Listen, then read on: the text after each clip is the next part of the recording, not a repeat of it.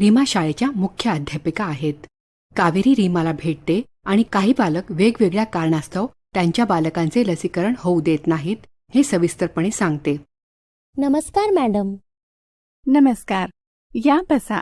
Madam, मी तुम्हाला लसीकरणासंबंधी काही महत्त्वाची माहिती देऊ इच्छिते. तसेच सर्व बालकांचे लसीकरण व्हावे यासाठी तुम्ही कशा प्रकारे महत्त्वाची भूमिका बजावू शकता हे तुम्हाला सांगू इच्छिते. आम्ही विविध प्रकारे पालक आणि काळजी घेणाऱ्या व्यक्तींना माहिती देण्याचा प्रयत्न करत असतो. काही पालक राजी होतात व त्यांच्या बालकांचे लसीकरण करतात, मात्र काही पालक अर्धवट लसीकरण करतात. कावेरीताई, हा खरोखरच अत्यंत उपयुक्त उपक्रम आहे. मी तुम्हाला कशी मदत करू? मॅडम, तुमच्या आगामी वार्षिक संमेलनामध्ये जर तुम्ही पालकांना व काळजी घेणाऱ्या व्यक्तींना लसीकरणासंबंधी